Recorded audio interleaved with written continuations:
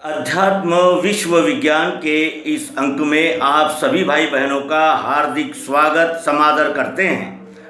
मित्रों, हम फल तो चाहते हैं लेकिन एक तो बीज नहीं बोना चाहते, या फिर बीज बोते हैं बबूल का और चाहते हैं आम। तो इस तरह का हमारा ये डबल क्रॉस जीवन है। एक ओर तो हम चाहते हैं कि ये विश्व में सब अमन चैन रहे, आनंद रहे, शांति रहे, सद्भाव रहे, प्रेम रहे, और हमारे कर्म ऐसे होते हैं कि हमारे हर एक कर्म से नफरत, अलगाव और एक प्रकार का विद्रोह और एक प्रकार का अराजकता का संदेश जाता है, जिससे इन सभी विकारों को बल मिलता है। और इन विकारों को बल देने में किसी का कोई स्वार्थ है तो किसी का कोई स्वार्थ है। किसी को अपनी लीडरी चमकानी है तो किसी को अपना स्वार्थ सिद्ध करना है। किसी को कोई ठेका लेना है तो किसी को कोई परमिट चाहिए, कोई लाइसेंस चाहिए। अपने अपने स्वार्थ से मनुष्य इकट्ठे आते हैं और उसी यानी महत्वाकांक्षाओं का लाभ ये जो वैमनस्य फैलाने वाले जो तत्व हैं वो उठाते हैं और इस जनमानस को पीड़ित और अपमानित और हाहाकारी करने का ही कार्य करते हैं। और इसके अनुभव के हमारे पास कोई कमी नहीं है। ये हमारा देश ऐसा है, कहो तो देश है, नहीं कहो तो धर्मशाला है। फिर यहाँ हमारे पास अनेक रास्ते हैं। रिश्वत है तो भाई भतीजावाद है, तो भाषावाद है, जाति है। अपनी जाति के व्यक्ति को ऊंचे पद पर बिठाना चाहिए, अन्य जाति वालों को दबाना चाहिए। नहीं, कहने का आशय कि हमारे पास अनंत रास्ते हैं इस देश की एकता को खंडित विखंडित करने के। हजारों रास्ते हैं और इकट्ठा करने का रास्ता कौन सा है ये हम जानते हैं, लेकिन चलते नहीं हैं। और हम चलने के लिए जब आंखें खोलते हैं, सर उठाते हैं, तो हमें बरगलाने वाले और हमें हमारे संगठन को शक्ति बनाकर यानी सत्ता के साथ लड़ाइयाँ करने वाले कुछ आध्यात्मिक, कुछ धार्मिक, कुछ राजनीतिक, कुछ आर्थिक, कुछ ऐसे अनेक प्रकार के तत्व इकट्ठे आते हैं और वो केवल मरता है सामान्य व्यक्ति, परेशान होता है सामान्य व्यक्ति। और सामान्य व्यक्ति को केवल इतना ही गिना जाता है कि 10 घायल थे और 25 मर चुके। कहने का आशय ये है कि इस देश में सब है। संविधान है, संविधान के रक्षक है, और वो संविधान का समिति है, और क्या नहीं है, सब कुछ है। लेकिन जब हम उसको यानी जिसे कहते हैं कि आजमाया जाता है, इम्प्लीमेंट किया जाता है, तब वो उजागर होता है कि ये केवल शब्द ही रहे। और शब्द उन लोगों के लिए थे जो इन शब्दों के मार्गदर्शन में अपने देश को और अपने समाज को आगे बढ़ाएं। लेकिन गलत हाथों में, जैसे किसी एक चोर के हाथ में अगर हम कोई चाबी दे दें और ये कहें कि वो तो है, अब तो कोई चिंता करने की बात नहीं है, इस प्रकार का एक दृश्य हमारे देश में बार बार दिखता रहता है। और हम निजी स्वार्थ और जाति, मत, पंथ, संप्रदाय और अनेक प्रकार के यानी द्वैत भूमिका लेकर हम इन चीज़ों को दुर्लक्षित करते हैं, और जिसका परिणाम ये होता है कि हिंसाचार, आपस में वैमनस्य, फूट और एक प्रकार का तनाव, एक प्रकार का जिसे कहा जाएगा कि डिस्ट्रिक्शन, एक प्रकार का दुराव, अलगाव, एक अंतर निर्माण होता है। अब इस पर उपाय क्या है, इस दृष्टि से देखें तो उपाय इसका यही है कि जो न्याय एक के लिए है वही सबके लिए होना चाहिए, ताकि आपस में वैमनस्य न रहे और आपस में सब मिलजुल कर रहे। अगर हम किसी एक पक्ष का साथ देते हैं तो निश्चित है दूसरा पक्ष अपने आप को पीड़ित मानता है और वो भी उसी लाइन में खड़ा होता है कि इन्हें देते हैं तो हमें भी दे दो।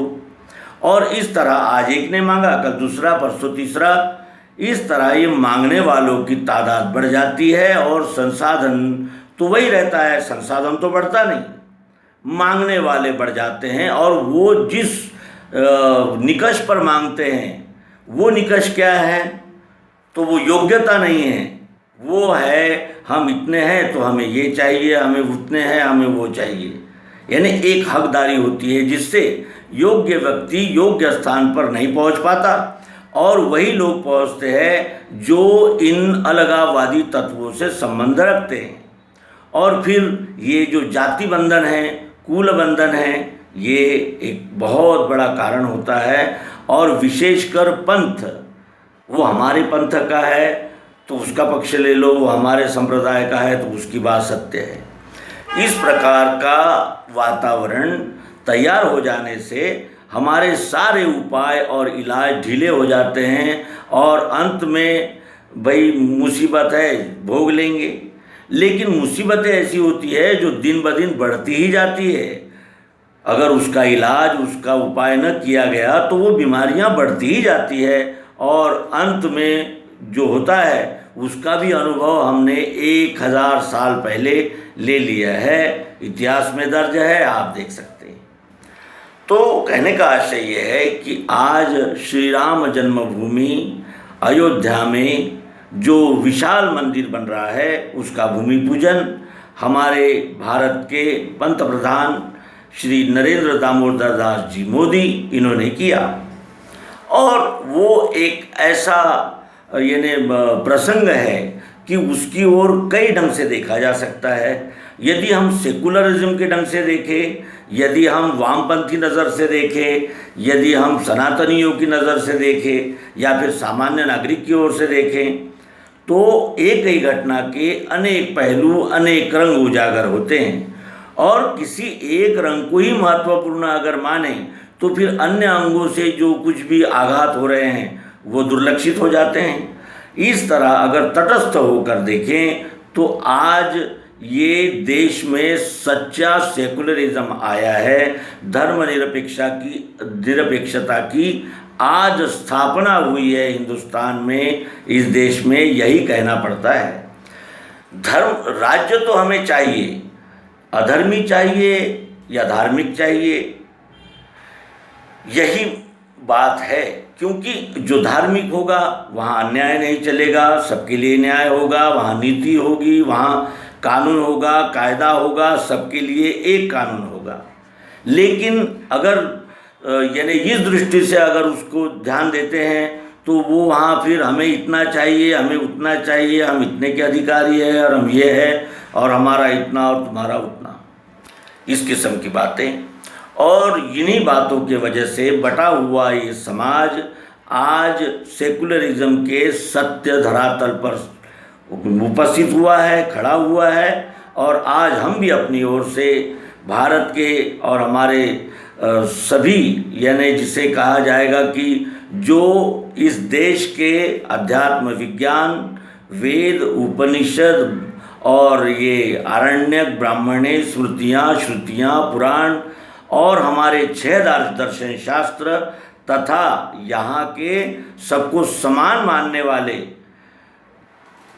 मत पंथों संप्रदायों का हम हार्दिक स्वागत करते हैं और शुभ कामना देते हैं कि इसी सेकुलरिज्म को वो बनाए रखेंगे। सबके लिए एक कानून होगा, सब एक झंडे के तले खड़े होंगे, सब एक ही स्वर से इस भारत भूमि का जयगान करेंगे।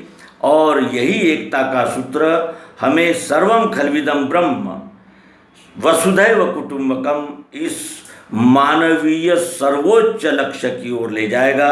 ये कहते हुए श्री राम जन्मभूमि के इस आंदोलन में बलिदान हुए अनेक वीर सपूतों का स्मरण करते हुए और इस कार्य को संपन्न करने के लिए सतत प्रयास करने वाले कार्यकर्ताओं का भी हम इस मंच से हार्दिक अभिनंदन करते हैं। और इसी के साथ सभी को हार्दिक शुभकामनाएं और ये प्रार्थना कि जिस गीता पर हाथ रखकर आप कसम खिलाते हैं उस गीता को अगर आप पढ़ा सकें, बता सकें, समझा सकें, दिखा सकें तो इस समाज में सचमुच ही जागृति आ जाएगी, क्योंकि गीता केवल एक ग्रंथ, एक पुस्तक, एक किताब नहीं है।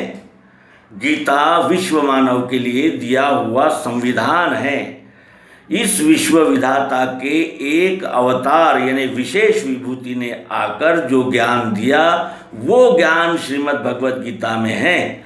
ये किसी मत पंथ संप्रदाय का ज्ञान नहीं है, और इसलिए इस ज्ञान को अवश्य ही विद्यालयों में पढ़ाना चाहिए।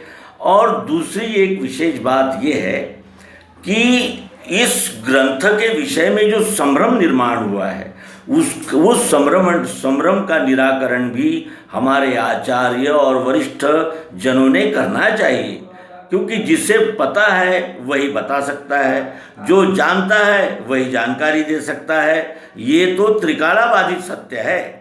तो इस तरह इस मुद्दे को हमने आपके समक्ष रखा, और जो कुछ भी यानी प्रतिक्रिया देनी थी, जो हमारे मित्रों ने कहा है कि आपकी प्रतिक्रिया चाहते हैं, तो इस तरह की प्रतिक्रिया का यहाँ समापन करते हैं। सभी को हार्दिक धन्यवाद। नर्मदे।